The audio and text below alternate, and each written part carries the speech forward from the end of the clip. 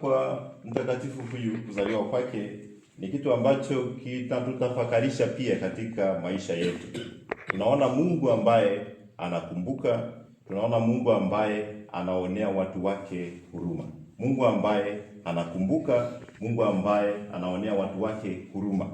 Ndugu zangu, tunaona ni mtu ambaye anatoka katika familia ya Zakaria na Elizabeti. Zakaria maana yake Mungu anakumbuka. Halafu Yohane maana yake Mungu anayewaonea watu wake huruma.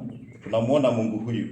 Sasa maandalizi lazima yafanyike kutokana na Mungu ambaye atawakumbuka watu wake, Mungu ambaye atawaonea watu wake huruma, Mungu ambaye anapitia familia hii ya Zakaria pamoja na Elizabeti. Kwanza tukisoma katika kitabu cha nabii Isaya sura ya 49 aya ya kwanza hadi ya 6, tunaona kwamba kwenye somo la kwanza kwenye misa ya siku misa ya siku hii tunayofanya sasa hivi, sio ya vigilia, tunaona kwamba kuna sehemu tunasoma hapa, na sasa Bwana asema hivi: yeye aliyeniumba tangu mimi nimepata heshima mbele ya macho ya Bwana, na Mungu wangu amekuwa nguvu zangu. Naam, asema hivi: ni neno dogo sana wewe kuwa mtumishi wangu, ili kuzinua kabila za Yakobo na kuwarejesha watu wa Israeli waliohifadhiwa.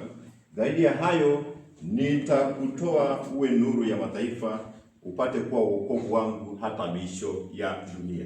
Nimekuweka upate kuwa wokovu wangu hata miisho ya dunia. Ndugu zangu, somo hili la nabii Isaya ambalo tunaliona kwenye somo la kwanza inaandikwa katika kipindi ambacho Israeli ilikuwa inajiandaa kwa ajili ya uhamisho, kuchukuliwa uhamisho Babeli, na walichukuliwa. Lakini tunamuona Mungu ambaye atakuja kuwakumbuka watu wake ambao walikuwa wanaonewa. Atawakumbuka na atawaonea huruma. Mpango wa Mungu kuanzia kabisa kule kuumbwa kwa mwanadamu. Mungu ana mpango wake.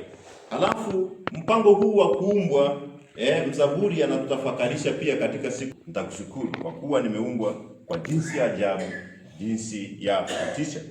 Ndio maana tunaimba huo wimbo huwa nasema nitakushukuru kwa kuwa nimeumbwa kwa jinsi ya ajabu ya kutisha. Sasa tunamwona mtu ambaye anazaliwa ili kuja kuandaa njia ya Bwana, ni mtu ambaye ni mnyenyekevu.